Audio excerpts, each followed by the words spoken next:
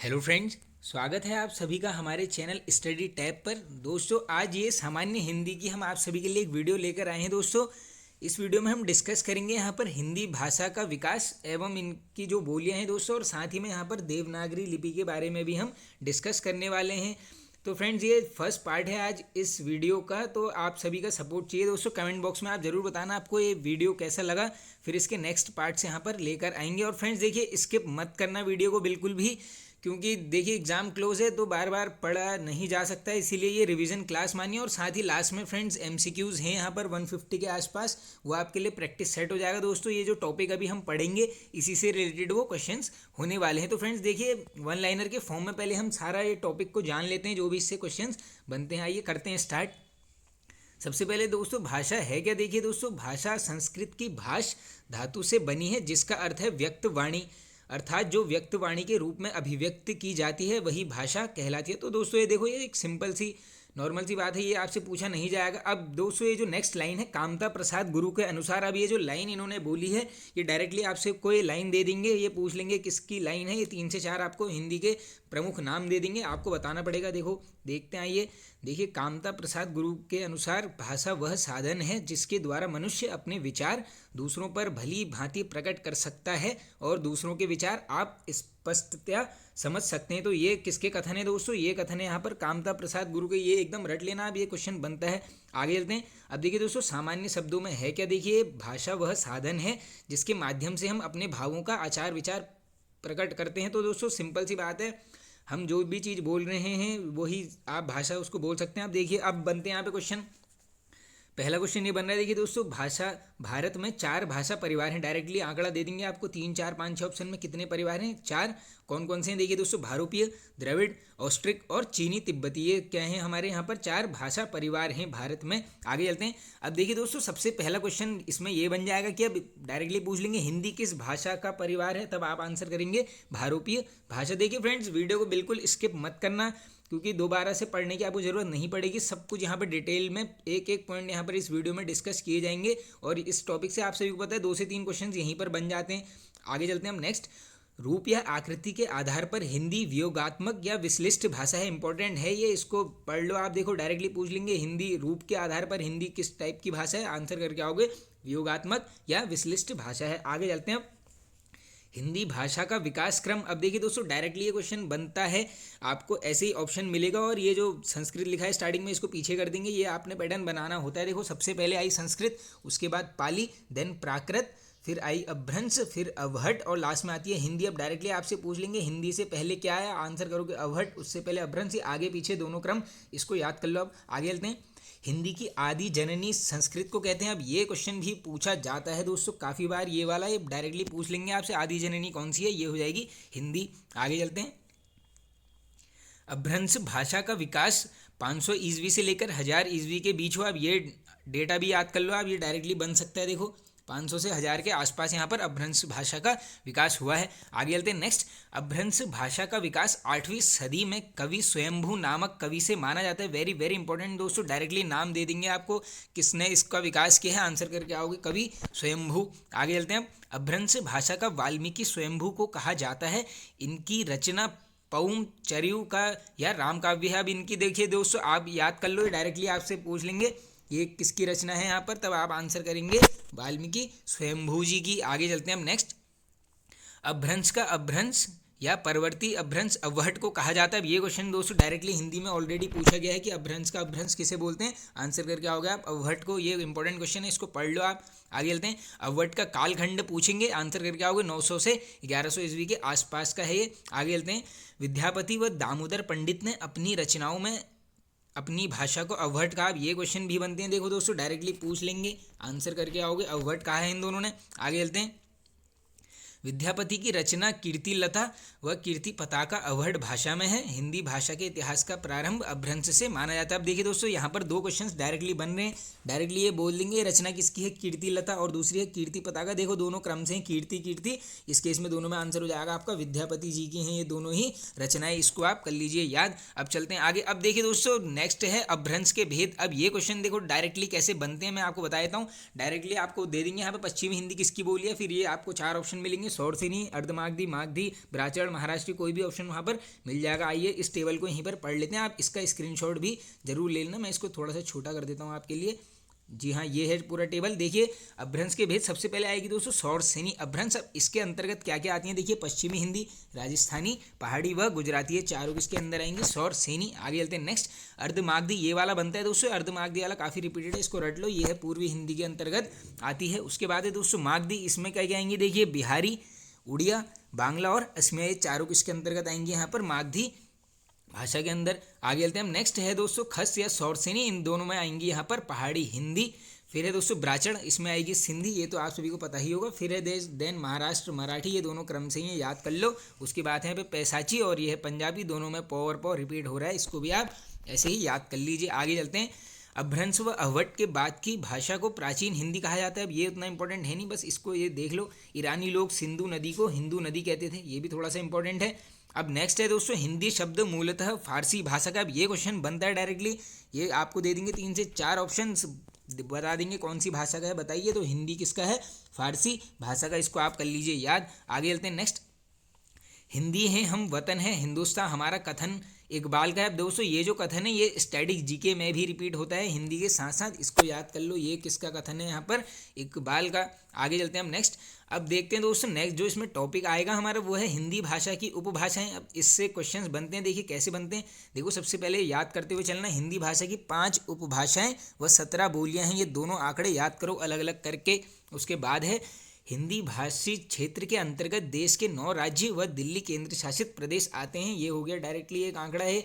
आगे चलते हैं अब, बोली का विकास क्रम देखिए, बोली आती है, उसके बाद उपभाषा, देन भाषा, ये उतना इंपॉर्टेंट है नहीं, बस इसकी बाद वाली लाइन काफ़ी इंपॉर्टेंट है। अब ये सर्वप्रथम जॉर्ज अब्राहम गियर्सन ने 1888 में modern vernacular literature of Hindustan में हिंदी उपभाषा व बोलियों का वर्णन किया है। Very very important question, directly पूछ लेंगे आपसे, हिंदी उपभाषा और बोलियों का वर्णन सर्वप्रथम किसने किया, आंसर करके आओगे, जॉर्ज गियर्सन ने यहाँ पर किया है। कब, 1888 के modern vernacular literature of Hindustan में, ये आप नोट कर लीजिए। आगे चलते हैं नेक्स्ट, अब है दोस्तों बोली। अब देखिए थोड़ा सा समझ लेते हैं क्या है ये बोली, किसको बोलते हैं। देखिए किसी एक छोटे क्षेत्र में बोले जाने वाली भाषा जिसमें साहित्य की रचना नहीं होती है वह होती है बोली। देखिए दोस्तों डायरेक्टली आप कह सकते हैं, जैसे मान लो कोई भी छोटा सा क्षेत्र या कोई भी जिले, वो देखिए सब जगह क्या होता है, यहाँ पर बोलियाँ आजकल बोली जाती हैं, अलग अलग जगह पर अलग अलग प्रकार की बोली हैं, तो वो क्या है दोस्तों, वो कोई बड़े किसी साहित्य की रचना नहीं है, लेकिन हम आम अपने बोलचाल में उसको प्रयोग लाते हैं। दोस्तों डायरेक्टली आप बोल सकते हैं कि पहले जो,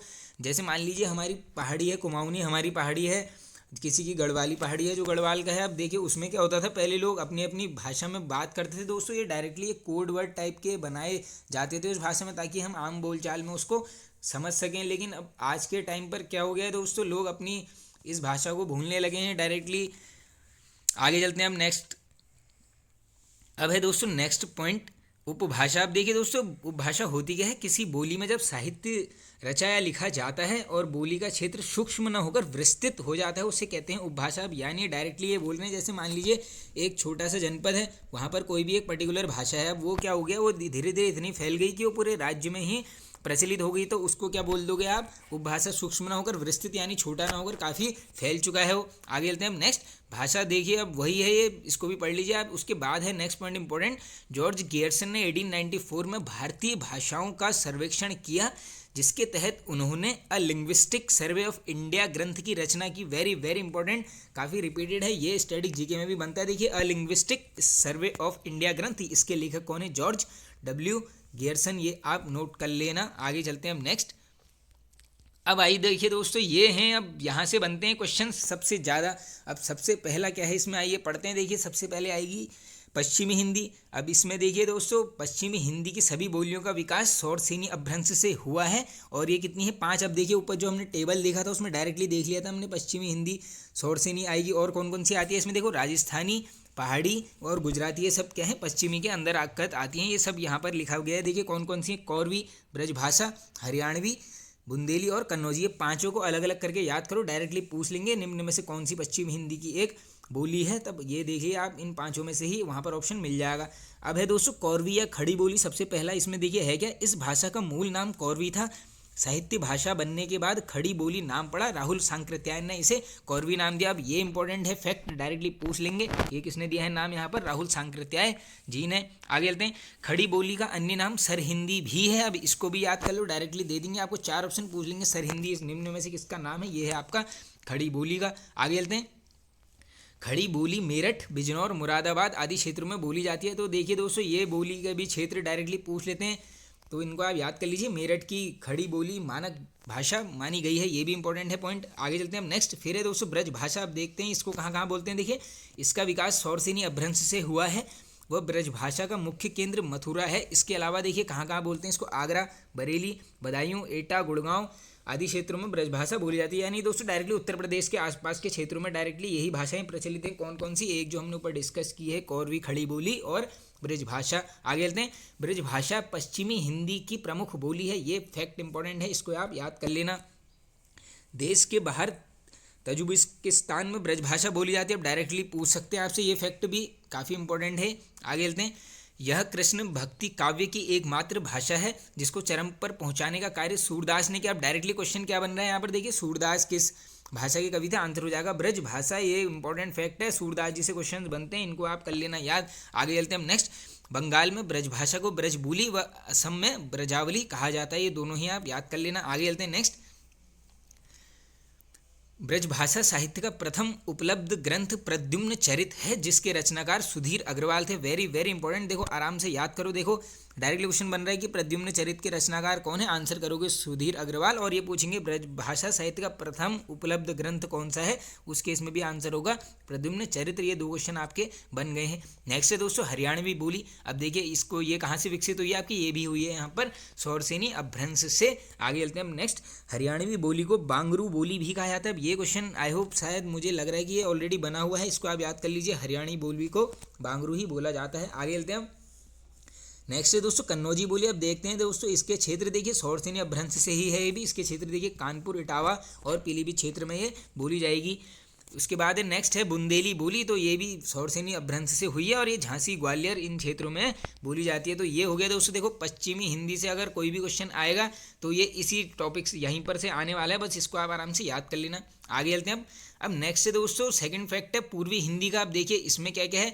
अब देखिए सबसे पहले इसका उद्भव कहाँ से हुआ है, तो देखिए इसका उद्भव हुआ है यहाँ पर अर्धमागधी अपभ्रंश से हुआ है, इसको पहले याद करो। अब इसमें कितनी बोलियाँ आती है, देखो पूर्वी हिंदी के अंतर्गत अवधी, बघेली और छत्तीसगढ़ी, ये तीनों हमने उस चार्ट में डिस्कस किया है। अब देखो अवधी बोली का डायरेक्टली पूछ लेंगे आपसे, मुख्य केंद्र क्या है, औ से अवध और औ से ही आपका मिल जाएगा आपको अयोध्या। इंपॉर्टेंट फैक्ट है, याद कर लेना। और देश के बाहर देख लो कहाँ कहाँ बोली जाती है, फिजी में यहाँ पर अवधी भाषा बोली जाती है, इंपॉर्टेंट है ये काफ़ी। आगे चलते हैं अब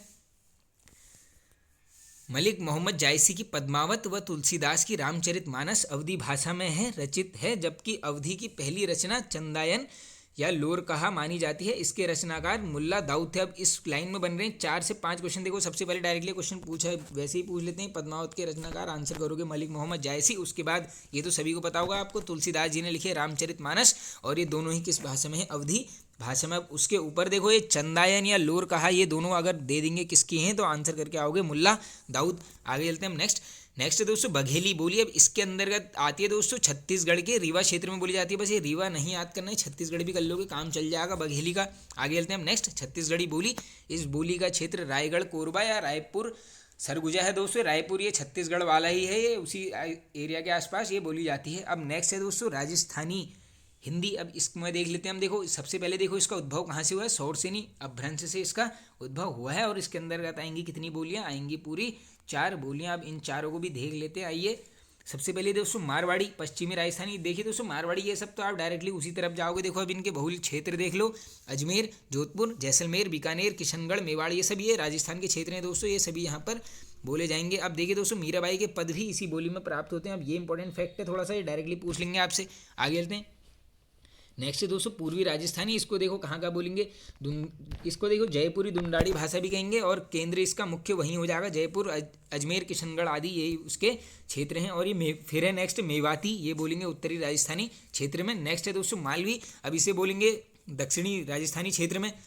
और देखिए इंदौर, उज्जैन, देवास, होशंगाबाद आदि ये क्षेत्र में कौन सी भाषा बोलेंगे, यहाँ पर मालवी भाषा बोली जाती है। सब क्षेत्र आप याद कर लो, कोई भी पकड़ के दे देंगे आपको। नेक्स्ट है दोस्तों बिहारी हिंदी। अब देखो ये हुई है मागधी अपभ्रंश से विकसित, इसको याद करो सबसे पहले। मागधी अपभ्रंश से कौन सी हुई है, बिहारी। अब इसके अंतर्गत देखो भोजपुरी सभी को पता होगा, उसी के अंतर्गत आएगी।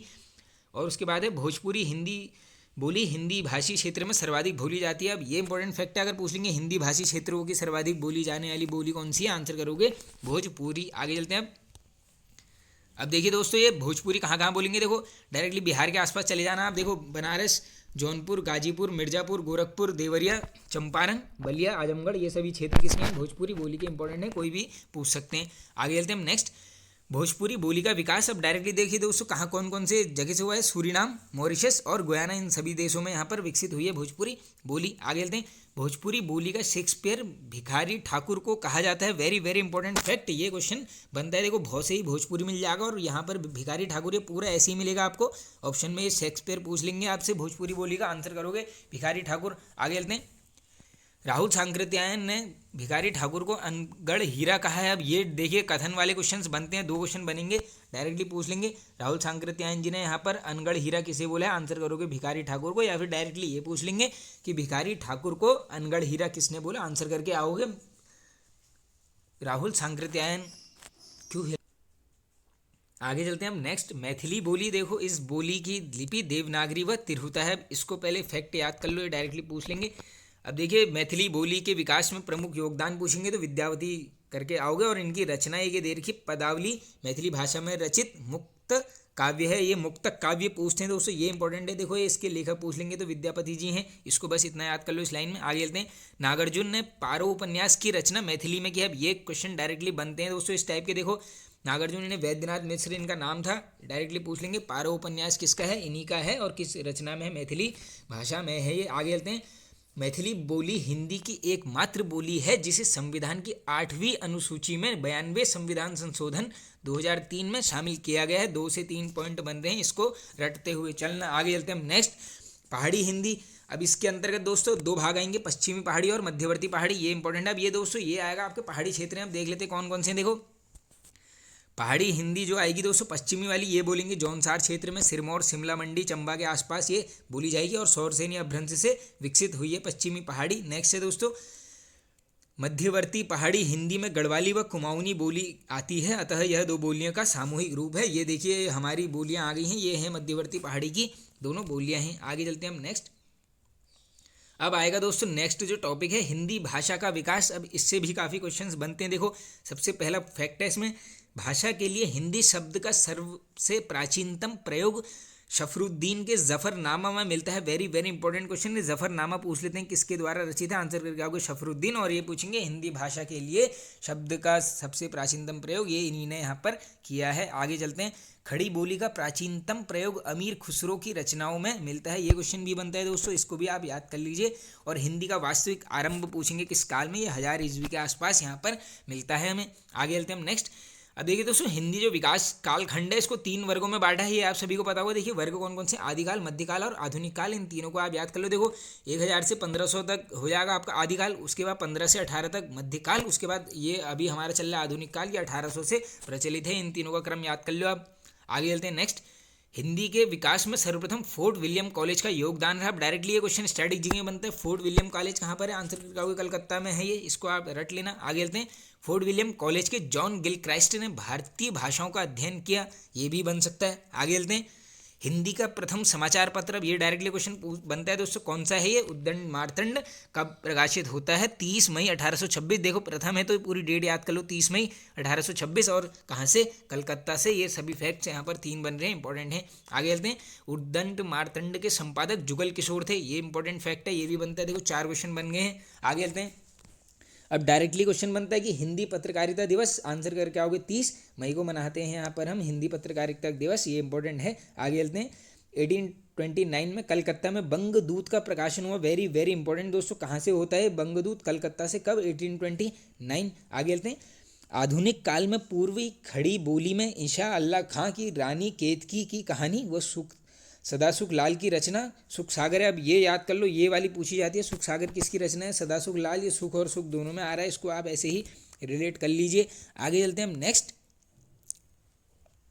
अब है दोस्तों देखो हिंदी विकास का आधुनिक काल। अब इस काल से यहाँ पर क्वेश्चन पूछे जाते हैं। देखो अब ये आधुनिक काल आ रहा है तो डायरेक्टली माइंड में रिलेट करो। इसमें क्या आएंगे, सारे युग आएंगे, यानी जो छायावाद युग था, प्रयोगवाद युग, प्रगतिवाद युग, ये सभी अभी इसी के अंतर्गत आएंगे, जिसमें से आपके मैक्सिमम पार्ट इससे बनता है। अब देखिए सबसे पहला आएगा यहाँ पर भारतेंदु युग, जिसे पुनर्जागरण काल बोलेंगे। देखिए भारतेंदु को आधुनिक हिंदी का प्रवर्तक साहित्यकार माना जाता है, डायरेक्टली क्वेश्चन बनता है। आगे चलते हैं। भारतेंदु युग 1850 से 1900 ईस्वी तक का युग था ये। इसका युग याद कर लो कब से कब तक था ये, 1850 से 1900 भारतेंदु युग। इस युग की सबसे बड़ी विशेषता यह रही कि खड़ी बोली का गद्य रूप में प्रयोग शुरू हुआ। वेरी वेरी इंपॉर्टेंट, पूछ लेंगे आपसे कि खड़ी बोली का गद्य रूप में प्रयोग किस काल में हुआ। आंसर करके आओगे भारतेंदु युग में ये चीज़ें होती हैं। आगे चलते हैं। भारतेंदु जी ने एक लेखक मंडल तैयार किया जिसे भारतेंदु मंडल कहते हैं, ये उतना इंपॉर्टेंट नहीं है। नेक्स्ट है दोस्तों, भारतेंदु मंडल के रचनाकारों का मूल स्वर नव जागरण था, ये इंपॉर्टेंट है, इसको आप याद करिए। आगे चलते हैं। भारतेंदु मंडल के प्रमुख रचनाकार। अब यहाँ से दोस्तों क्वेश्चन बनते हैं। देखो आप सभी को पता होगा कि प्रगतिवाद कवियों के नाम बताएं, 3 से 4 दे देंगे, उसमें से एक होगा, 3 नहीं होंगे। वैसे ही यहाँ पर भारतेंदु युग है। देखिए इसमें कौन कौन से आएंगे। सबसे पहले आएंगे भारतेंदु हरिश्चंद्र जी, देन आएंगे प्रताप नारायण मिश्र जी, फिर आएंगे बालकृष्ण भट्ट जी, देन लाला श्री निवास दास जी, फिर आएंगे बद्री नारायण चौधरी, फिर आएंगे प्रेमघंट ठाकुर, जगमोहन सिंह जी, अंबिका दत्त व्यास जी, और लास्ट हैं दोस्तों राधा कृष्ण दास जी। ये सभी क्वेश्चंस बनते हैं। नेक्स्ट है दोस्तों हिंदी हिंदू हिंदुस्तान नारा किसने दिया था, डायरेक्टली बनता है, ये दिया है प्रताप नारायण मिश्र जी द्वारा, और ये हैं दोस्तों भारतेंदु मंडल के प्रमुख रचनाकार। आगे चलते हैं। नेक्स्ट, हिंदी के विकास में काशी नागरी प्रचारिणी सभा का प्रमुख योगदान रहा। Very very important question, directly पूछ लेते हैं कब हुई है गठित। आंसर करके आओगे 1893 में। काफ़ी इंपॉर्टेंट है, इसको याद कर लेना, एकदम रटते हुए चलना। देखिए दोस्तों जिसको चीज़ें पता है काफ़ी अच्छा है, जिसे नहीं भी पता है वो एक बार रिवीजन कर लो ताकि एग्जाम तक बिल्कुल माइंड में सेट रहे ये चीज़ें। आगे चलते हैं हम दोस्तों। नेक्स्ट, इंडियन प्रेस प्रयाग द्वारा 1900 में सरस्वती पत्रिका का संपादन किया गया, जिसके प्रथम संपादक चिंतामणि घोष जी थे। वेरी वेरी इंपॉर्टेंट, डायरेक्टली पूछ लेंगे, इस फैक्ट को आप याद करते हुए चलना। नेक्स्ट है अब दोस्तों देखो द्विवेदी युग आ गया है। अब इसमें देखो ये है 1903 में महावीर प्रसाद द्विवेदी जी सरस्वती पत्रिका के संपादक नियुक्त हुए। वेरी वेरी इंपॉर्टेंट क्वेश्चन, ये लाइन याद कर लेना। आगे चलते हैं। अब 1900 से 1918 तक के समय को द्विवेदी युग कहा गया। ये द्विवेदी युग का काल है, और द्विवेदी युग नाम हिंदी भाषा के डिक्टेटर महावीर प्रसाद द्विवेदी के नाम पर रखा गया। Very very important question, directly question बनता है हिंदी भाषा के डिक्टेटर। आंसर हो जाएगा यहाँ पर महावीर प्रसाद द्विवेदी जी। आगे चलते हैं हम। नेक्स्ट, द्विवेदी युग के रचनाकार अब देख लेते हैं दोस्तों कौन कौन है। महावीर प्रसाद द्विवेदी जी, इनसे क्वेश्चन बनते हैं हिंदी में। मैथिली शरण गुप्त जी, फिर अयोध्या सिंह उपाध्याय जी, हरिऔध बोला जाता है, चंद्र शर्मा गुलेरी, इनसे भी बनते हैं, और हैं राम नरेश त्रिपाठी जी। अब देखिए दोस्तों जो भी ये हिंदी के प्रमुख रचनाकार हैं जो काफ़ी प्रचलित हैं, जिनसे काफ़ी क्वेश्चंस बनते हैं, इनको हम इसके नेक्स्ट पार्ट में डिस्कस करेंगे। सारे फैक्ट्स लेके आएंगे दोस्तों, इनके जन्म से लेकर जो भी इन्होंने कार्य किए, जो भी इन्होंने लेखक रचनाएं लिखी हैं, उन सबको यहाँ पर नेक्स्ट पार्ट में डिस्कस करेंगे। बस इस पार्ट को आप इतना सपोर्ट कर देना कि हमारे अंदर से खुद ही कॉन्फिडेंस आए कि हम नेक्स्ट पार्ट को यहाँ पर बनाएं। अब चलते हैं दोस्तों नेक्स्ट युग की तरफ, जो है छायावाद, और जो है सबसे ज़्यादा इंपॉर्टेंट। इसका काल देखो पहले 1918 से 1936। अब इसमें दोस्तों देखो डायरेक्टली पूछ लेते हैं, छायावाद के 4 प्रमुख स्तंभों के नाम बताएं। ये चारों रट लेना, हाईएस्ट परसेंटेज इनसे क्वेश्चन हिंदी में बनेंगे। देखो कौन कौन से हैं। जयशंकर प्रसाद जी, निराला जी, सुमित्रा नंदन पंत जी, और महादेवी वर्मा जी। ये चारों नाम आप सभी को दिमाग में जहन में होंगे बिल्कुल गड़े हुए कि इनसे हजारों बार क्वेश्चंस हर पेपर एग्जाम में इन चारों में से किसी न किसी से क्वेश्चंस बनेंगे ही बनेंगे। अब देख लेते हैं दोस्तों छायावाद युग के प्रमुख कवि। अब देखिए इनके जो प्रमुख कवि हैं, माखनलाल चतुर्वेदी जी, राजकुमार वर्मा जी, सुभद्रा कुमारी चौहान जी, और रामधारी सिंह दिनकर जी। ये सभी किसके हैं यहाँ पर छायावाद के प्रमुख कवि हैं। मुकुटधर पांडे को लिखित रूप से छायावाद का प्रथम प्रयोक्ता माना जाता है। अब इस लाइन को भी याद कर लेना। छायावाद के संबंध में अनेक विद्वानों ने अपने मत दिया। अब देखिए दोस्तों डायरेक्टली अब यहाँ से क्वेश्चन बनते हैं, डायरेक्टली आपको कथन दे देंगे कि छायावाद स्थूल के प्रति सूक्ष्म का विद्रोह है। ये किसने बोला है, करोगे डॉक्टर नागेंद्र जी ने। नेक्स्ट है दोस्तों, मानव अथवा प्रकृति के सूक्ष्म कितु वक्त सौंदर्य में आध्यात्मिक छाया का भान में विचार से छायावाद की सर्वमान्य व्याख्या हो सकती है। ये बोला है नंद दुलारी वाजपेयी जी द्वारा। नेक्स्ट है दोस्तों, छायावाद उस राष्ट्रीय जागरण की अभिव्यक्ति है जो एक और पुरानी रूढ़ियों से मुक्ति चाहता है। वेरी वेरी इंपॉर्टेंट, ये किसने बोला है पूछेंगे, आंसर करके आओगे, डॉक्टर नामवर सिंह जी द्वारा बोला गया है। नेक्स्ट है दोस्तों आचार्य शुक्ल जी, अब इनका एक प्रमुख कथन है इसके ऊपर, देखिए इसको पढ़ लेते हैं। छायावाद शब्द का प्रयोग दोष अर्थों में समझना चाहिए। पहला रहस्यवाद और दूसरा काव्य शैली या पद्धति विशेष के व्यापक अर्थ में। वेरी वेरी इंपॉर्टेंट लाइन, इसको भी याद कर लेना। छायावादी की लघु स्त्री में है। अब इसमें देखिए दोस्तों कौन कौन है, महादेवी वर्मा जी, भगवती चरण वर्मा जी और रामकुमार वर्मा जी, ये तीनों इसके अंदर आएंगे। और छायावाद का शालाक का पुरुष, ये इंपॉर्टेंट है दोस्तों, इसको रट लेना आप, ये पूछेंगे तो आप आंसर आपको निराला जी को बोला जाता है। अब नेक्स्ट दोस्तों प्रगतिवाद, अब इसका काल देखिए 36 से 1942 अवधि मानी जाती है। और दोस्तों ये डायरेक्टली पूछ लेते हैं प्रगतिवाद के आदि प्रवर्तक, ये कार्ल मार्क्स, इस नाम को याद कर लो, कार्ल मार्क्स। ये इकोनॉमी में भी क्वेश्चन इनसे बनते हैं डायरेक्टली, तो ये आप याद कर लो, कार्ल मार्क्स को यहाँ पर प्रगतिवाद के आदि प्रवर्तक बोला जाता है। अब नेक्स्ट है दोस्तों हिंदी के विकास में अन्य प्रमुख योगदान। अब ये जो फैक्ट्स आएंगे ये डायरेक्टली क्वेश्चन में बनते हैं, स्टैटिक जीके में भी। यहाँ पर आपकी दोस्तों थोड़ी सी स्टैटिक जीके हिस्ट्री का पार्ट भी कवर हो जाएगा। देखो सबसे पहले है दोस्तों नागरिक प्रचारणी सभा, ऊपर हमने डिस्कस कर लिया है। गठन पूछेंगे 1893, कहाँ पर, वाराणसी में। और ये प्रगतिशील लेखक संघ की स्थापना, ये दो क्वेश्चन बने। देखो दोस्तों नागरिक प्रचारणी सभा 1893 और नेक्स्ट है प्रगतिशील लेखक संघ, इसकी स्थापना हुई है लखनऊ में। और कब हुई है, 1936। ये दोनों डेट याद कर लो, बिल्कुल आराम से एकदम क्वेश्चन बनते हैं। अब देखिए दोस्तों अगर उत्तराखंड के एग्जाम में आपको सिलेक्शन चाहिए, आप सभी को पता होगा हिंदी 20 प्लस 40 नंबर की उत्तराखंड यानी 60 नंबर यहाँ है। और दोस्तों जो बचा 40 का, देखिए इसमें से आप 10 मार्क्स के अंतर्गत आपकी देखिए 10 मार्क्स कैसे डिवाइड होगा, थोड़ा सा रीजनिंग में हो जाएगा और प्लस कंप्यूटर में 10 मार्क्स, यानी बचे आपके 30 मार्क्स। दोस्तों ये जो 30 मार्क्स हैं ये आप ही के नहीं है, सब जितने एग्जाम देंगे ये सबका एक ही जैसा हाल होता है, क्योंकि दोस्तों काफ़ी वास्ट एक बड़ा सिलेबस है स्टैटिक जीके का। हर कोई उस चीज़ को कवर नहीं कर सकता, क्योंकि इतने सारे प्रश्न हैं, हर कोई नहीं पढ़ सकता, उसमें कुछ भी आ सकता है। तो आपने क्या करना है, 20 हिंदी 40 उत्तराखंड प्लस ये जो कंप्यूटर और रीजनिंग के मिला के दसेंगे 70। अगर यहाँ से आप 255 भी क्रॉस कर लोगे आराम से, आपका सिलेक्शन होना ही होना है। तो मेन फोकस रखो हिंदी और उत्तराखंड में। मेन तो दोस्तों हिंदी, अगर इसमें ही आप 16 प्लस स्कोर कर दोगे तो आपका सिलेक्शन दोस्तों लगभग कन्फर्म है। और यहीं अगर अटक गए तो काम तो यहीं पर खराब हो जाएगा आपका। आगे चलते हैं हम। प्रथम नागरिक, अच्छा नेक्स्ट पार्ट है दोस्तों नागरिक प्रचारणी सभा के संस्थापक सदस्य श्याम सुंदर दास, राम नारायण मिश्र व शिव कुमार सिंह जी थे। ये तीनों भी बन सकते हैं क्वेश्चंस। नेक्स्ट है, अब ये है इंपॉर्टेंट दोस्तों, प्रथम हिंदी साहित्य सम्मेलन। दोस्तों अलग क्वेश्चन है, विश्व हिंदी सम्मेलन नहीं है, यह है प्रथम हिंदी साहित्य सम्मेलन कब हुआ, 1910। कहाँ पर, मद्रास में। और सभापति यानी दोस्तों डायरेक्टली पूछ ले रहे हैं कौन थे इसके, ये थे मदन मोहन मालवीय जी। वेरी वेरी इंपॉर्टेंट, इसको रट लो। प्रथम हिंदी साहित्य सम्मेलन 1910, इस जगह पूछेंगे मद्रास में होता है। और इसकी अध्यक्षता पूछेंगे तो आंसर हो जाएगा आपका मदन मोहन मालवीय जी। आगे चलते हैं हम नेक्स्ट। 1918 में हिंदी साहित्य सम्मेलन इंदौर में हुआ। आप देखिए दोस्तों इसके सभापति कौन थे, महात्मा गांधी जी। अब गांधी जी आप सभी को पता है कितने इंपॉर्टेंट इनसे क्वेश्चन बनते हैं, इनको याद कर लो। हिंदी साहित्य सम्मेलन इंदौर, अध्यक्ष महात्मा गांधी। इस सम्मेलन में गांधी जी ने राष्ट्रभाषा हिंदी का समर्थन दिया। डायरेक्टली पूछ लेंगे सर्वप्रथम गांधी जी ने हिंदी को राष्ट्रभाषा का समर्थन किस सम्मेलन में दिया, आंसर करके आओगे 1918 के इंदौर सम्मेलन में अध्यक्षता की थी महात्मा गांधी जी ने। Very very important line. आगे चलते हैं। बिहार विद्यापीठ की स्थापना पटना में 1921 में हुई। अब ये इंपॉर्टेंट है, देखो डायरेक्टली डेट रट लो, पटना में होती है बिहार विद्यापीठ की स्थापना कब, 1921। फैक्ट इंपॉर्टेंट है। आगे चलते हैं हम नेक्स्ट। दक्षिण भारत हिंदी प्रचार सभा साहित्य सम्मेलन का नया नाम था, इसकी स्थापना 1927 में मद्रास में हुई, इसको भी याद करो। हिंदी विद्यापीठ की स्थापना 1929 देवघर। इंपॉर्टेंट फैक्ट ने दोनों याद कर लेना। आगे चलते हैं। राष्ट्रभाषा प्रचार समिति की स्थापना 1936 में वर्धा में हुई। वेरी वेरी इंपॉर्टेंट, पूरा देखो, इसको मैं अंडरलाइन भी कर देता हूँ, इसको याद कर लो यहीं पर। राष्ट्र प्रचार समिति की स्थापना 1936 कहाँ पर, वर्धा में। आगे चलते हैं हम दोस्तों नेक्स्ट। अखिल भारतीय हिंदी संस्था की स्थापना। नेक्स्ट फैक्ट है दोस्तों अखिल भारतीय हिंदी संस्था की स्थापना। अब ये क्वेश्चन डायरेक्टली पूछा गया दोस्तों, इसका वर्ष पूछ लिया गया था 1964। मुख्यालय पूछेंगे दिल्ली में है ये। अब ये है काफ़ी इंपॉर्टेंट लास्ट फैक्ट जो है इससे, नागरी लिपि परिषद का गठन पूछेंगे 1975। मुख्यालय दिल्ली, दोनों क्रम से देखो दोनों दिल्ली में है। एक है 1964 अखिल भारतीय हिंदी संस्था, नेक्स्ट है नागरी लिपि परिषद, इसका गठन 1975। मुख्यालय दोनों के दिल्ली में ही मिलेंगे। अब आगे चलते हैं दोस्तों नेक्स्ट।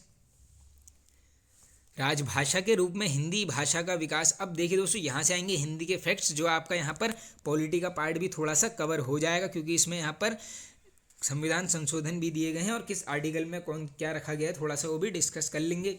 पहला फैक्ट है दोस्तों, हिंदी को 14 सितंबर 1949 को संवैधानिक रूप से राजभाषा घोषित किया गया और प्रत्येक 14 सितंबर को हिंदी दिवस मनाया जाता है। ये लाइन याद करो, 14 सितंबर हिंदी दिवस। और ये पूछेंगे संवैधानिक रूप से राजभाषा का दर्जा कब प्राप्त हुआ, आंसर करोगे 14 सितंबर 1949 को। Very very important.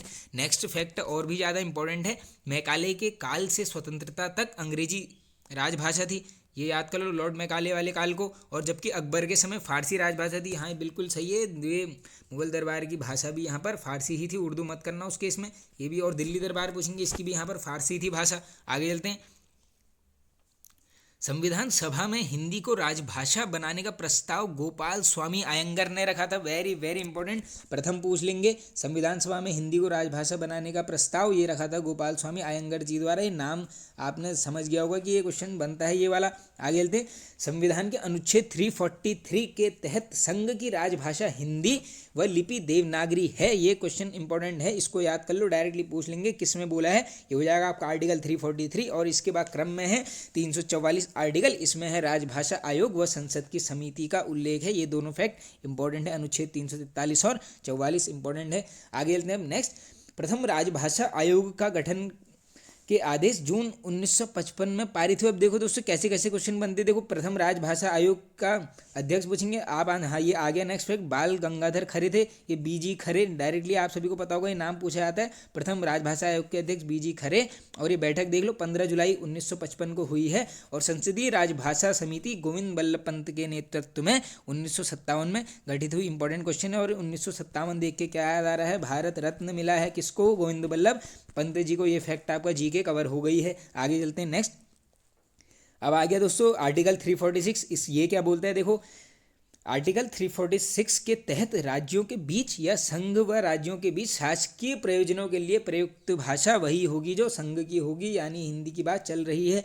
अब है दोस्तों नेक्स्ट आर्टिकल 348। इसमें क्या है, उच्चतम एवं उच्च न्यायालयों के अधिनियमों व विधेयकों में प्रयुक्त होने वाली भाषा का उल्लेख है। ये सभी आर्टिकल पढ़ लेना, ये स्टैटिक जी के कवर हो रहा है यहाँ पर। अब नेक्स्ट है अनुच्छेद 351, काफ़ी बार रिपीटेड है। इसमें क्या दिया गया है, हिंदी भाषा के विकास के निर्देशों का उल्लेख मिलता है आर्टिकल 351 में। अब नेक्स्ट है आर्टिकल 120। इसमें क्या मिलेगा दोस्तों, संसद में प्रयुक्त की जाने वाली भाषा का उल्लेख डायरेक्टली पूछ लेंगे किस आर्टिकल में, अनुच्छेद 120। नेक्स्ट है आर्टिकल 210। ये क्वेश्चन भी बना है दोस्तों। इसमें क्या आता है, देखो राज्य विधानमंडल में प्रयुक्त की जाने वाली भाषा बोलेंगे, आंसर करके आओगे आर्टिकल 210। नेक्स्ट फैक्ट्स है फ्रेंड्स, संविधान के भाग 17 के अनुच्छेद 343 से 351 तक 8वीं अनुसूची में राजभाषा का उल्लेख है। देखिए डायरेक्टली पूछ लेंगे भाग 17 का संबंध, आंसर करोगे हिंदी राजभाषा और अनुसूची 8 में है ये, अनुच्छेद 343 से 51 तक। अब ये भाग 17 आ रहा है, तो अब आर्टिकल 17 अभी ये पुलिस कांस्टेबल उत्तराखंड में पूछा गया है। ये था अस्पृश्यता का अंत, यानी अनुच्छेद 17। आगे चलते हैं हम नेक्स्ट।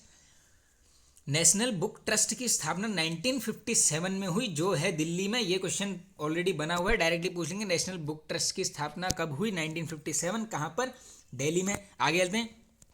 केंद्रीय हिंदी निदेशालय की स्थापना 1960 में हुई। वेरी वेरी इंपॉर्टेंट, ये याद कर लो। नेक्स्ट है केंद्रीय अनुवाद ब्यूरो। ये क्वेश्चन बना है दोस्तों, केंद्रीय अनुवाद ब्यूरो की स्थापना पूछेंगे 1971। और दोस्तों ये किसके अंतर्गत आता है, गृह मंत्रालय के अधीन था। और दोस्तों केंद्रीय हिंदी संस्थान आगरा में है। अब ये अलग अलग क्वेश्चन है, देखो अगर पूछेंगे केंद्रीय हिंदी संस्थान, आंसर हो जाएगा आपका आगरा। और ये पूछेंगे केंद्रीय अनुवाद ब्यूरो, ये इसकी स्थापना है 1971 में। इंपॉर्टेंट क्वेश्चन है, सब ये डेट्स को याद कर लेना दोस्तों। ये देखो ये यहाँ पर हिंदी के साथ साथ स्टैटिक जीके भी यहाँ पर कवर होते चलेगा। आगे चलते हैं।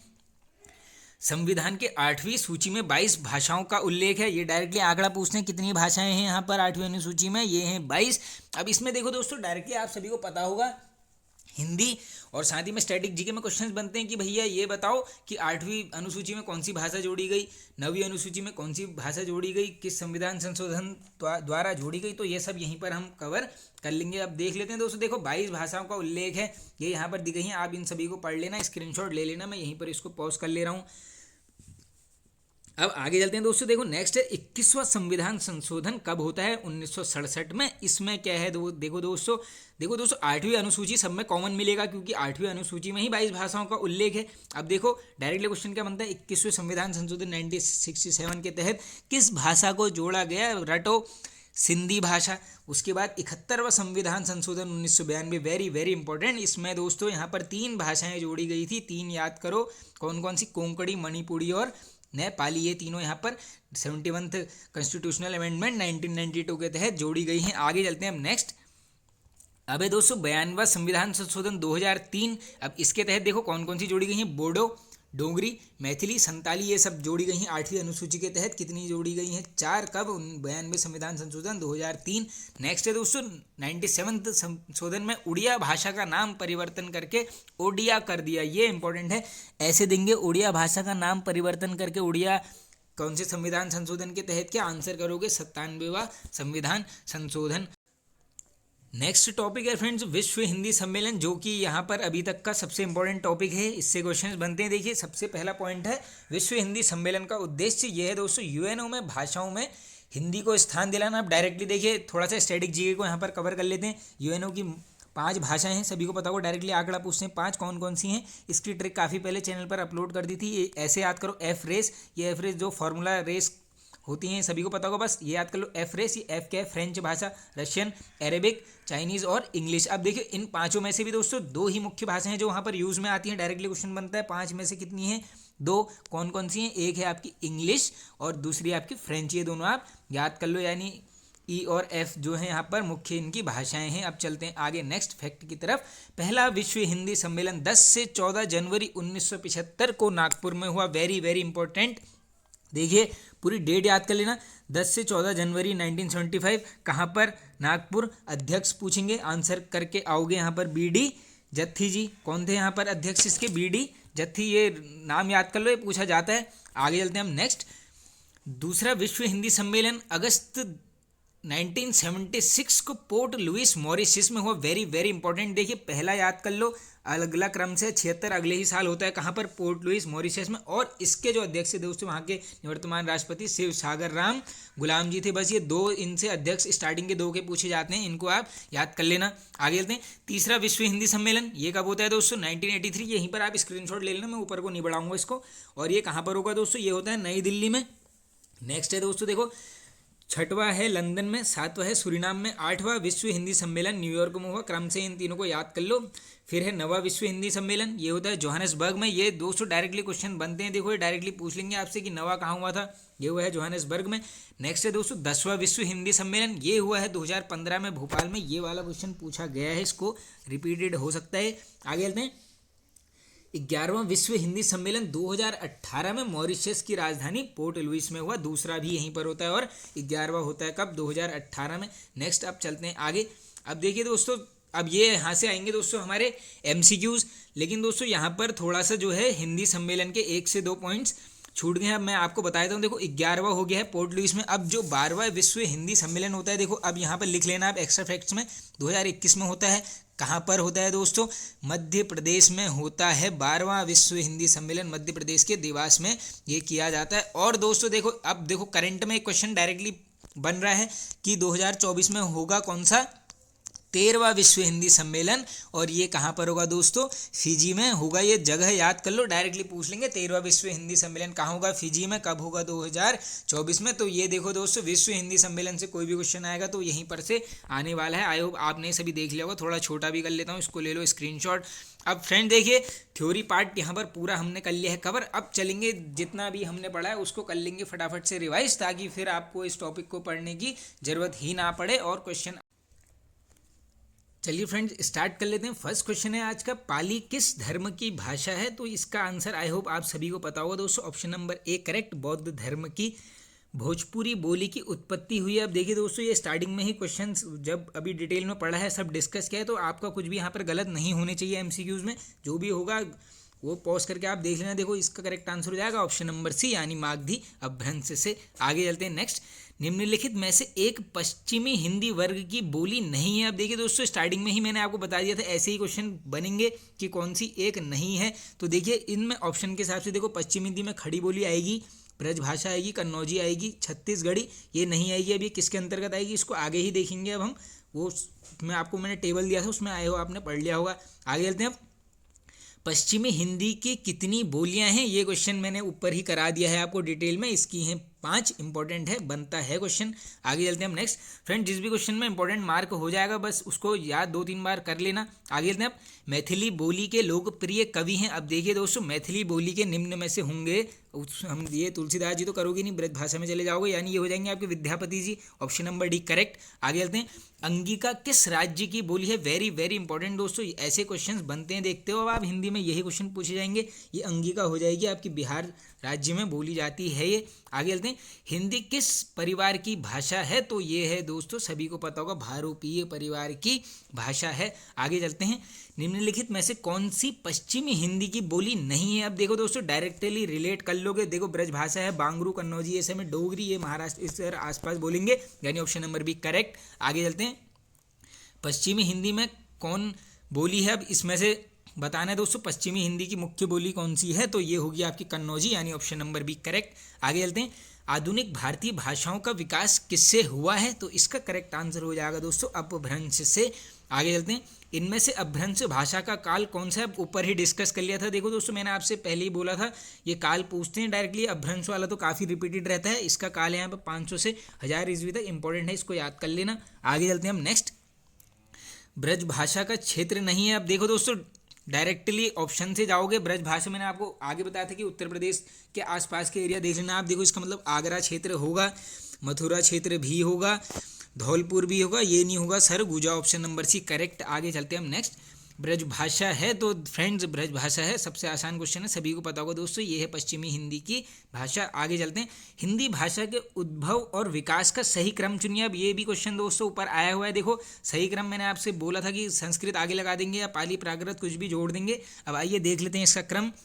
देखो सबसे पहले आएगी संस्कृत, यानी इस ऑप्शन को एलिमिनेट कर दो, संस्कृत के बाद आती है पाली, अब ये भी एलिमिनेट हो गया। अब ये दो हैं, देखो संस्कृत, पाली, प्राकृत 3 आएंगे, देन अपभ्रंश, उसके बाद आती है दोस्तों सौरसेनी। अब कहाँ पर है? देखो सौरसेनी, ये खड़ी बोली, ये गलत हो गया, इसका मतलब ये है क्रम, सौरसेनी, पश्चिमी हिंदी और खड़ी बोली, ऑप्शन नंबर डी करेक्ट हो जाएगा। ये क्रम आप याद कर लीजिए, इंपॉर्टेंट है बिल्कुल ये। आगे चलते हैं, हिंदी में अधिकांश शब्द किस भाषा से आए हैं? करेक्ट आंसर होगा आपका दोस्तों, ये आए हैं आपके संस्कृत भाषा से। और दोस्तों एक क्वेश्चन बनता है, हिंदी किस भाषा का शब्द है? इसको बता देना कमेंट बॉक्स में, जरूर कमेंट करके, ये क्वेश्चन बनता है। आगे चलते हैं नेक्स्ट, खड़ी बोली के जन्म का समय माना जाता है, यानी डायरेक्टली बोल ले रहे हैं दोस्तों, खड़ी बोली का काल बताइए, इसका करेक्ट आंसर हो जाएगा आपका 1000 ईस्वी के आसपास, ही हमने ऊपर डिस्कस कर लिया था। आगे चलते हैं, खड़ी बोली हिंदी की उत्पत्ति हुई है, तो दोस्तों ये हुई है यहाँ पर सौरसेनी अपभ्रंश से, ये बोलते हैं उत्तर प्रदेश बहुल क्षेत्रों में ये बोली जाएगी। आगे चलते हैं, पश्चिमी हिंदी की सर्वाधिक प्रमुख बोली इनमें से कौन है? वेरी वेरी इंपॉर्टेंट क्वेश्चन, ये ऐसे ही क्वेश्चन बना हुआ है, करेक्ट आंसर नोट कर लीजिए, ब्रज भाषा, ऑप्शन नंबर बी। आगे चलते हैं, ब्रज भाषा का विकास इनमें से किस प्राकृत से हुआ है? तो दोस्तों देखिए, ब्रज भाषा का पूछा जा रहा है, करेक्ट आंसर होगा आपका सौरसेनी अपभ्रंश से, इंपॉर्टेंट क्वेश्चन है, याद कर लीजिए। आगे चलते हैं, बिहार की राजधानी पटना किस बिहारी बोली क्षेत्र में स्थित है? ये क्वेश्चन भी शायद ऊपर ही डिस्कस कर लिया था हमने, करेक्ट आंसर हो जाएगा दोस्तों ऑप्शन नंबर बी मगही। आगे चलते हैं, सिंधी भाषा का संबंध किससे है? करेक्ट आंसर नोट कर लीजिए, ब्राह्मण से। निम्नलिखित में से कौन सी पश्चिमी हिंदी में नहीं है? अब देखिए दोस्तों, नहीं है या है, ये क्वेश्चन आप आराम से एग्जाम में पढ़ लेना। देखो पश्चिमी हिंदी में बुंदेली आएगी बिल्कुल, बांगरू भी आ जाएगी, कन्नौजी भी आ जाएगी, बघेली ये कहाँ से आएगी दोस्तों? बघेली नहीं आएगी। अब देखिए दोस्तों, बघेली हमने ऊपर डिस्कस किया हुआ है ऑलरेडी कि ये किसके अंतर्गत आती है, पश्चिमी हिंदी में हमने देख लिया। और ये जो बघेली है दोस्तों, ये आपकी आ जाएगी यहाँ पर, ये आ जाएगी दोस्तों आपकी पूर्वी हिंदी के अंतर्गत। और देखो दोस्तों, पूर्वी हिंदी में भी 2 से 3 भाषाएं हैं, आप सभी को पता होगा, देखो अवधी है, बघेली और छत्तीसगढ़ी। और एक क्वेश्चन डायरेक्टली ये पूछा गया था कि अवधी बोली का मुख्य केंद्र बताओ, मैंने आपको बताया था औ से अवध और औ से ही अयोध्या, सब ऊपर डिस्कस किया हुआ है। आगे चलते हैं दोस्तों नेक्स्ट, इनमें से कौन सी बोली पश्चिमी हिंदी के अंतर्गत नहीं आती है? अभी मैंने आपको देखो पश्चिमी हिंदी के बारे में बता दिया है सब कुछ, तो इसमें से ऑप्शन के हिसाब से हो जाएगा आपका अवधि, ये नहीं आएगी, यानी ऑप्शन नंबर सी करेक्ट। आगे चलते हैं, किसी सीमित क्षेत्र में बोले जाने वाली स्थानीय भाषा को क्या कहते हैं? ये भी ऊपर डिस्कस कर लिया है, जो एक भाषा लिमिटेड होगी एक क्षेत्र में उसको बोलेंगे यहाँ पर बोली होती है वो, जैसे मान लो वही है बात, आपस में कोड वर्ड लैंग्वेज बोल सकते हो आप इसको। आगे चलते हैं, इनमें से कौन सी राजस्थान की बोली नहीं है? अब इसे आप क्या करना है, ऑप्शन से क्रैक करना है। देखो मेवाती होगी, मालवी, मारवाड़ी, ये सब हो जाएगी, ये बुंदेली ये कहाँ से हो जाएगी? Option number D correct. आगे चलते हैं, बिहारी हिंदी की बोली का नाम है, तो इसका करेक्ट आंसर हो जाएगा आपका ऑप्शन नंबर डी, यानी ये होगा आपका पूर्वी सॉरी ये मगही हो जाएगा। मगही किस भाषा उपभाषा की बोली है? अब देखिए दोस्तों, मगही हो जाएगी आपकी यहाँ पर correct answer option number C, Bihari की। ये अभी ऊपर ही डिस्कस हो गया है। हिंदी भाषा की बोलियों के वर्गीकरण के आधार पर छत्तीसगढ़ी बोली है। अभी ऊपर थोड़े से 1 मिनट पहले ही आपको ये क्वेश्चन मैंने ऑलरेडी बताया हुआ है। करेक्ट आंसर हो जाएगा इसका ऑप्शन नंबर बी, ये हो जाएगी आपकी पूर्वी हिंदी। बघेली भी इसी में आएगी, छत्तीसगढ़ी भी इसी में आएगी, अवधी भी इसी में आएगी। आगे चलते हैं। पश्चिमी हिंदी के अंतर्गत कौन सी बोली नहीं है? आप क्वेश्चन आराम से पढ़ लो, ये पूछा गया है नहीं है। देखिए कन्नौजी पश्चिम हिंदी बिल्कुल आएगी, खड़ी बोली आएगी, ब्रजभाषा आएगी, बघेली ये नहीं आएगी, पूर्वी में आ जाएगी ये। आगे चलते हैं। आगरा किस बोली का क्षेत्र है? करेक्ट आंसर हो जाएगा ऑप्शन नंबर बी, ये हो जाएगा आपका ब्रज भाषा। नेक्स्ट, खसखुरा या गुरखाली भाषा है, ये क्वेश्चन इंपॉर्टेंट है, बना हुआ है ऑलरेडी। करेक्ट आंसर नोट कर लीजिए, नेपाल की राजभाषा है ये। आगे चलते हैं। खड़ी बोली हिंदी का विकास किस भाषा से हुआ है? करेक्ट आंसर होगा दोस्तों, ये होता है यहाँ पर अपभ्रंश से। आगे चलते हैं। दिल्ली व मेरठ के आसपास की बोली का क्या नाम है? इसका करेक्ट आंसर दोस्तों, ये मैंने आपको बताया है कि उत्तर प्रदेश, ये जो भी क्षेत्र आएंगे वाले, इसमें हो जाएगी खड़ी बोली का प्रयोग, वर्तमान प्रचलित में है ये। आगे चलते हैं। हिंदी के अंतर्गत मुख्यतः कितनी बोलियां हैं? करेक्ट आंसर नोट कर लीजिए, आंकड़ा डायरेक्टली बनेगा, आंसर हो जाएगा आपका 17। और वो उस पर हमने देख लिया था कि 22 भाषाओं का उल्लेख किया गया है यहाँ पर 8वीं अनुसूची में, वो भी इंपॉर्टेंट है फैक्ट। आगे चलते हैं। सही युग्म चुनिए। अब आइए चुन लेते हैं इसमें युग्म। बिहारी हिंदी मारवाड़ी गलत, पश्चिमी हिंदी खड़ी बोली कौरवी बिल्कुल करेक्ट, पूर्वी हिंदी गढ़वाली ना, बघेली पहाड़ी हिंदी बघेली ये भी सब गलत है। देखो ऑप्शन से ही पता चल रहा है आंसर यही होने वाला है। आगे चलते हैं। सिंधी भाषा का विकास किस अपभ्रंश से माना गया है? Very very important, correct answer हो जाएगा आपका ब्राचड़ अपभ्रंश। पूर्वी हिंदी वर्ग की बोलियों का विकास किससे माना गया है? करेक्ट आंसर हो जाएगा दोस्तों इसका अर्धमागधी अपभ्रंश से माना गया है। पूर्वी हिंदी वर्ग की जितनी भी बोलियां हैं उसका विकास। आगे चलते हैं। बिहारी हिंदी का विकास किस प्राकृत या अपभ्रंश से माना जाता है? करेक्ट आंसर हो जाएगा आपका ऑप्शन नंबर सी, यानी मागधी अपभ्रंश। हिंदी खड़ी बोली किस अपभ्रंश से विकसित हुई है? ये क्वेश्चन बनता है काफ़ी बार। करेक्ट आंसर हो जाएगा ऑप्शन नंबर बी, सौरसेनी, ये सभी को पता ही होगा। आगे चलते हैं। नेक्स्ट, मगही किस प्रदेश में बोली जाती है? तो ऑप्शन से ही आप कर लेंगे, बिहार की तरफ ही जाओगे, ऑप्शन नंबर ए। आगे चलते हैं। ग्वालियर की बोली है, करेक्ट आंसर हो जाएगा इसमें आपका ऑप्शन नंबर सी, ये है आपकी कौन सी? बुंदेली। आगे चलते हैं। नेक्स्ट, इनमें से किस बोली का बिहारी हिंदी से संबंध नहीं है? अब देखिए दोस्तों, बताना है कौन सा नहीं है। देखो मैथिली बिहारी है बिल्कुल, भोजपुरी है, मगही है, अवधी ये नहीं होगा, अवध अयोध्या हमने उस समय देख लिया है। अब ब्रजभाषा की तरफ जाना। आगे चलते हैं। निम्नलिखित बोलियों में से पूर्वी हिंदी की बोली नहीं है। अब देखिए दोस्तों, एक इसमें से 3 है, पूर्वी हिंदी की एक नहीं है। देखो कौन कौन सी है? बघेली आती है, अवधी आती है, छत्तीसगढ़ी आती है, भोजपुरी नहीं, बिहारी के अंतर्गत आएगी। आगे चलते हैं। नेक्स्ट, निम्नलिखित युग्मों में से कौन सा युग्म गलत है? अब देख लेते हैं दोस्तों युग्म। देखो ब्रजभाषा पश्चिमी हिंदी बिल्कुल करेक्ट, अवधी पूर्वी हिंदी, अवधी बघेली छत्तीसगढ़ी तीनों पूर्वी हिंदी में आती हैं, बिल्कुल सही है।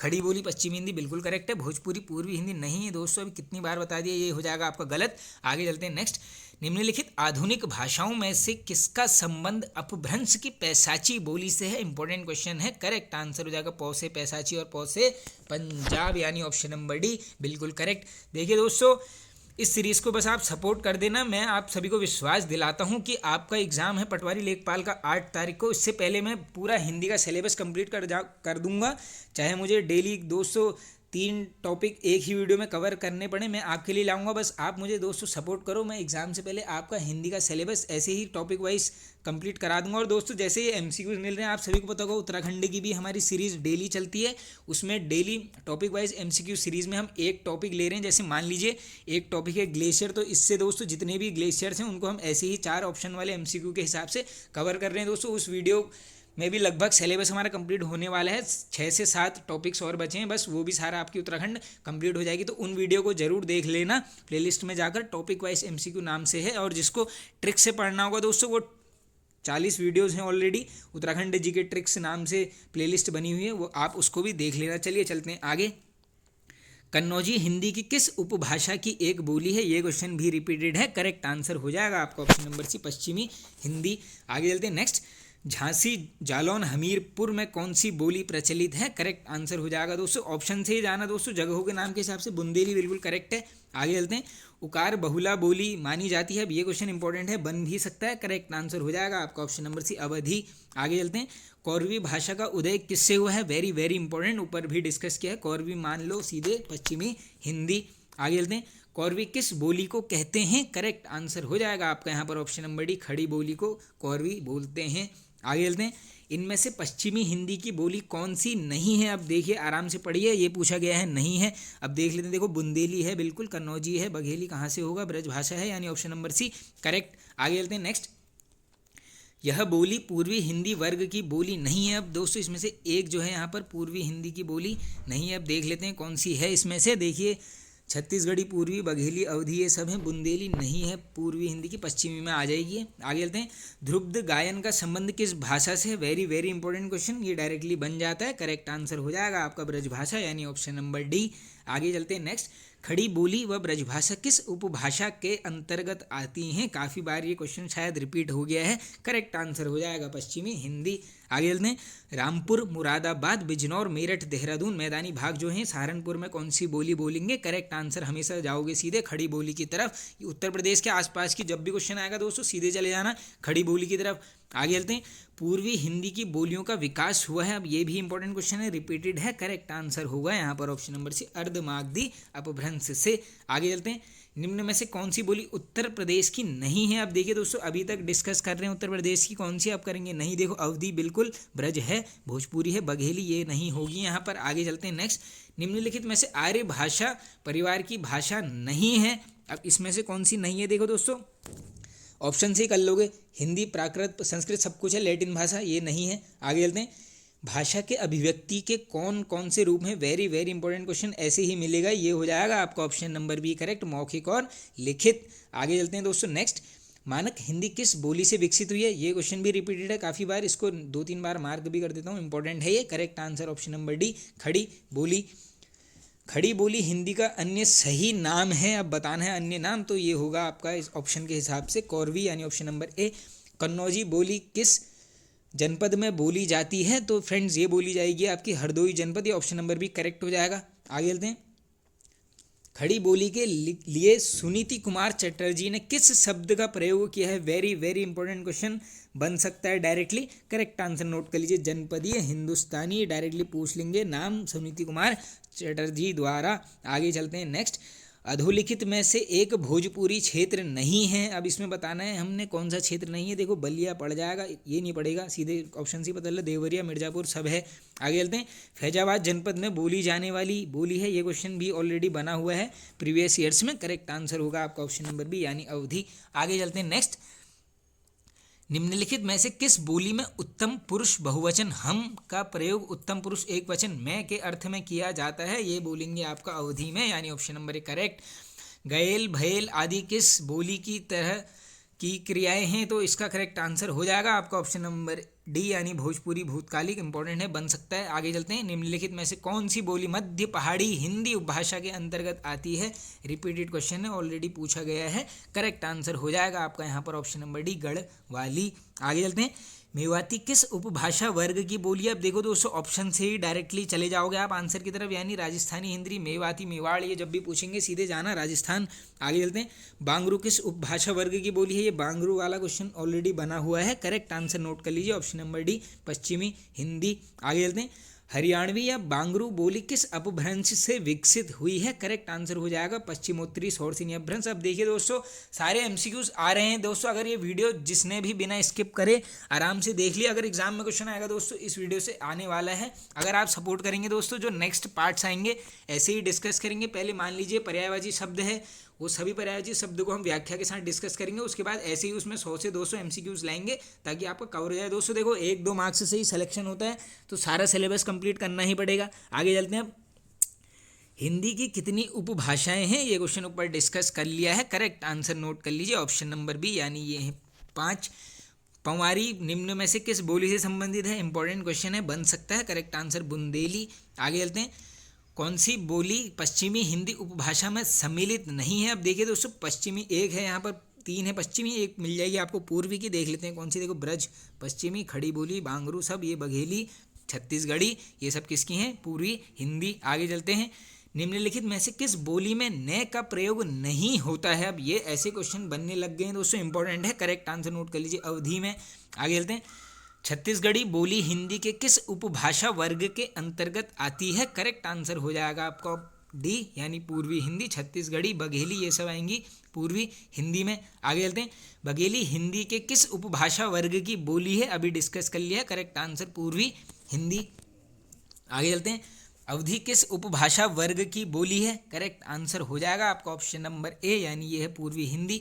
आगे चलते हैं नेक्स्ट, मालवी हिंदी की किस उपभाषा की बोली है, अब ये क्वेश्चन भी बनता है, अभी देखो ऊपर डिस्कस किया है, मालवी, मेवात, ये सब मैंने आपको बता रखा, जब भी मौ से आएगा डायरेक्टली जाना राजस्थान की तरफ। आगे चलते हैं हम नेक्स्ट।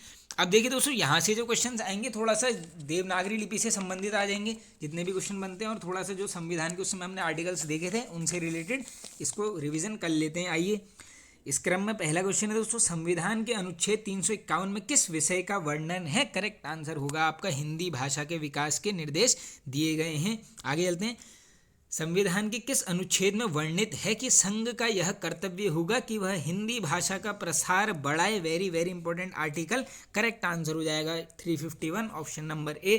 किस लिपि से देवनागरी लिपि का विकास माना जाता है, काफ़ी इंपॉर्टेंट है, बनता है, करेक्ट आंसर ब्राह्मी लिपि ऑप्शन नंबर सी। आगे चलते हैं, हिंदी किस लिपि में लिखी जाती है, सबसे आसान क्वेश्चन आए हो आप सभी कर लेंगे, ऑप्शन नंबर डी यानी देवनागरी। आगे चलते हैं दोस्तों नेक्स्ट, भारत में हिंदी को संविधान की किस धारा के अंतर्गत राजभाषा घोषित किया गया है, वेरी वेरी इंपॉर्टेंट दोस्तों, ये किया गया है धारा 343 के ए यानी आई पहले वाले के अंतर्गत, इसको आप याद कर लेना। आगे चलते हैं, किस तिथि को हिंदी को राजभाषा बनाने का निर्णय लिया गया था, ऊपर डिस्कस किया गया है, गलत मत करना, 14 सितंबर 1949, ये पूरी डेट को याद कर लेना, ये पूरी डेट ही आपको मिलेगी एग्जाम में। आगे चलते हैं नेक्स्ट, देवनागरी लिपि का सर्वप्रथम प्रयोग किस राज्य में हुआ माना जाता है, वेरी वेरी इंपॉर्टेंट बन सकता है दोस्तों, इसको रट लो इस क्वेश्चन को, correct answer option number C Punjabi. आगे सॉरी दोस्तों, गुजरात सॉरी, अलग ऑप्शन में टिक कर दिया है, ऑप्शन नंबर सी बिल्कुल करेक्ट हो जाएगा। आगे चलते हैं, कौन सी भाषा देवनागरी लिपि में लिखी जाती है, करेक्ट आंसर हो जाएगा आपका यहाँ पर ऑप्शन नंबर बी गुजराती। आगे चलते हैं, देवनागरी लिपि में स्वर स्वर्णों की संख्या है दोस्तों, स्वर वर्णों की संख्या पूछी गई है किसमें, देवनागरी लिपि में, करेक्ट आंसर नोट कर लीजिए 11, ये आंकड़ा पूछ लेंगे। आगे चलते हैं नेक्स्ट, भारत की राजभाषा, काफ़ी आसान क्वेश्चन है, सभी को पता होगा, ऑप्शन नंबर बी हिंदी। संविधान के किस अनुच्छेद में कहा गया कि संघ की राजभाषा हिंदी और लिपि देवनागरी होगी, वेरी वेरी इंपॉर्टेंट आर्टिकल, पूछा जाएगा, स्टैटिक जीके में भी बन सकता है क्वेश्चन, करेक्ट आंसर होगा आपका अनुच्छेद 343 ऑप्शन नंबर डी। आगे चलते हैं, देवनागरी लिपि मूलतः क्या है, अब दोस्तों ये बताना है हमने, ये लिपि है क्या, करेक्ट आंसर होगा आपका ऑप्शन नंबर ए, ये हो जाएगी अक्षरात्मक लिपि, हमने ऊपर देख लिया है, इसके अंतर्गत यहाँ पर स्वर्ण वर्णों की संख्या 11 है, इनमें से कौन सी लिपि नहीं है, अब इसको आप क्या करोगे, ऑप्शन से ही कवर कर लोगे। देखो अंग्रेजी लिपि है, बिल्कुल नहीं है, यही मिल गया, देवनागरी, गुरुमुखी, अरबी, ये सब क्या हैं, लिपियाँ हैं। आगे चलते हैं, देवनागरी का सर्वप्रथम प्रयोग किसके शिलालेख में हुआ, वेरी वेरी इंपॉर्टेंट। अब ये देखो दोस्तों, क्वेश्चन ये वाला ऑलरेडी कितनी बार रिपीट है, देखो एक क्वेश्चन भी नहीं छूटेगा दोस्तों, बिल्कुल सारे हम ऐसे ही कवर करेंगे जितने भी क्वेश्चन हैं, ताकि कोई भी क्वेश्चन हमारा एग्जाम में बाहर से ना आए, तो करेक्ट आंसर हो जाएगा इसमें न हर्षवर्धन, न चंद्रगुप्त, न अशोक, हो जाएगा जय Bhatt, option number D. Devanagari लिपि का विकास माना जाता है, इंपॉर्टेंट क्वेश्चन है, बन सकता है, करेक्ट आंसर नोट कर लीजिए ऑप्शन नंबर डी ब्राह्मी से। आगे चलते हैं नेक्स्ट, देवनागरी लिपि की सबसे बड़ी विशेषता क्या है, अब ये क्वेश्चन ऐसे ही बनेगा, ऑप्शन भी यही मिलने वाले हैं, करेक्ट आंसर नोट कर लीजिए, सर्वाधिक वैज्ञानिक लिपि होना, एक ध्वनि के लिए एक संकेत होना, ये है देवनागरी लिपि की सबसे बड़ी विशेषता, इंपॉर्टेंस। आगे चलते हैं, देवनागरी लिपि के विषय में क्या सत्य नहीं है, अब देख लेते हैं दोस्तों क्या सत्य नहीं है। इसकी उत्पत्ति नागर ब्राह्मणों से मानी जाती है, बिल्कुल करेक्ट है, यह वर्णात्मक लिपि है, नहीं दोस्तों वर्णात्मक नहीं है, यह दाएं से बाएं लिखी जाती है, बिल्कुल गलत है, बाएं से दाएं लिखी जाती है, यानी बी और सी दोनों ये गलत हैं। आगे चलते हैं हम नेक्स्ट, भाषा और लिपि हैं, अब ये क्वेश्चन भी दोस्तों देखो आप सभी को पता हो, प्रीवियस ईयर्स में पूछा गया, जिसने एग्जाम्स दिए हैं डायरेक्टली इसको कर लेगा, वो करेक्ट आंसर नोट कर लीजिए, एक दूसरे के पूरक हैं ये। आगे चलते हैं नेक्स्ट, लिखित वर्ण संकेतों की सहायता से भाव या विचार की अभिव्यक्ति को क्या कहते हैं, वेरी वेरी इंपॉर्टेंट, ये कथन ऐसे ही मिलेगा, करेक्ट आंसर नोट कर लीजिए ऑप्शन नंबर सी लिपि। आगे चलते हैं दोस्तों नेक्स्ट, उच्चरित ध्वनि संकेतों की सहायता से भाव व विचार की अभिव्यक्ति कहलाती है, तो ये बोलेंगे दोस्तों भाषा, स्टार्टिंग में ही ये क्वेश्चन करा दिया है। आगे चलते हैं नेक्स्ट, देवनागरी में औ की 12 खड़ी का सुझाव किसने दिया था? वेरी वेरी इंपॉर्टेंट क्वेश्चन दोस्तों, ये दिया गया है काका कालेलकर जी द्वारा। ये इंपॉर्टेंट क्वेश्चन है और ये डायरेक्टली बनता है दोस्तों। बस 4 से 5 क्वेश्चन और बचे हैं, फिर ये टॉपिक हमारा एकदम पूरा कवर हो जाएगा। आगे चलते हैं। पंजाबी की लिपि है, ऑप्शन सी कर लोगे, गुरुमुखी, ऑप्शन नंबर डी। आगे चलते हैं दोस्तों नेक्स्ट क्वेश्चन की तरफ। पंजाबी की, अच्छा ये हमने कर लिया है। उत्तर प्रदेश सरकार द्वारा गठित लिपि सुधार परिषद की 28-29 नवंबर 1953 को हुई बैठक की अध्यक्षता की थी। वेरी वेरी इंपॉर्टेंट क्वेश्चन, ये देख लो क्वेश्चन। उत्तर प्रदेश सरकार लिपि सुधार परिषद पूछेंगे कब होती है? 1953 में। और प्रथम बैठक की अध्यक्षता पूछेंगे। इस केस में आप आंसर करके आओगे तत्कालीन उपराष्ट्रपति doctor Sarvepalli Radhakrishnan ji. Very very important question. आगे चलते हैं नेक्स्ट। किस विद्वान ने देवनागरी लिपि के स्थान पर रोमन लिपि स्वीकार करने का सुझाव दिया था? ये क्वेश्चन भी प्रीवियस ईयर्स में पूछा गया है। सुनीति कुमार चटर्जी द्वारा ये किया गया है। ऑप्शन नंबर डी बिल्कुल करेक्ट होने वाला है। आगे चलते हैं नेक्स्ट, लास्ट के क्वेश्चंस बचे हैं दोस्तों। उत्तर प्रदेश सरकार द्वारा वर्ष 1947 में गठित देवनागरी लिपि सुधार समिति के अध्यक्ष से वेरी वेरी इंपॉर्टेंट कब गठित होती है? 1947 में। अध्यक्ष कौन होते हैं? करेक्ट आंसर हो जाएगा आपका ऑप्शन नंबर है आचार्य नरेंद्र देव जी। ये ऊपर हमने व्याख्या में कंप्लीट करा है। और आज का लास्ट क्वेश्चन है, नागरी लिपि सुधार समिति के संयोजक थे? करेक्ट आंसर नोट कर लीजिए, ऑप्शन नंबर बी काका साहेब कालेलकर। तो फ्रेंड्स देखिए ये वीडियो होता है एंड, बस आपसे ये रिक्वेस्ट है कमेंट करके जरूर बताएं कि इसके पार्ट्स कंटिन्यू करें आगे। दोस्तों सपोर्ट मिलेगा तो जरूर करेंगे, और पसंद आया तो दोस्तों काफ़ी एफर्ट लगा है, एक लाइक कर दीजिए, कमेंट करके बताइए आपको वीडियो कैसा लगा। चैनल पर नए हैं तो सब्सक्राइब कर लीजिए, बेल आइकन को प्रेस कर लेना। Okay friends, thank you.